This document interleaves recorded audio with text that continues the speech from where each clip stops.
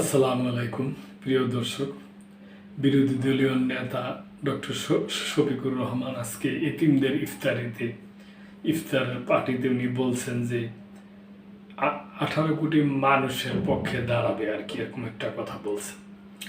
18 কোটি মানুষের পক্ষে দাঁড়াবে জামায়াত, ডাক্তার শফিকুর রহমান।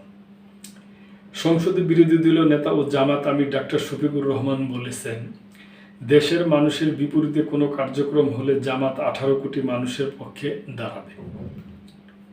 তিনি জানান, একটি দায়িত্বশীল বিরোধী দল হিসেবে দেশের অগ্রগতি ও দুর্নীতিমুক্ত দেশ গড়তে সরকারকে সর্বাত্মক সহায়তা করবে তাদের দল। এটা খুবই ভালো কথা।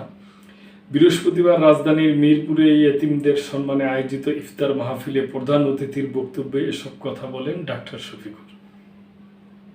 তিনি বলেন, রাজনৈতিক মানবতার জন্য জনগণের ক্ষতি হবে এমন কোনো পরিস্থিতি সরকারের কিংবা বিরোধী দলের পক্ষ থেকে ঘটতে দেওয়া হবে না।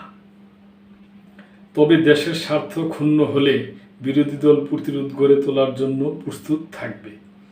জামায়াত রাজনৈতিক দল হিসাবে প্রতিটি ভালো কাজের জন্য সরকারের সঙ্গে থাকবে জানিয়ে তিনি বলেন, যেখানে প্রয়োজন সেখানে প্রয়োজন অনুযায়ী প্রতিরোধ গড়ে তোলা হবে।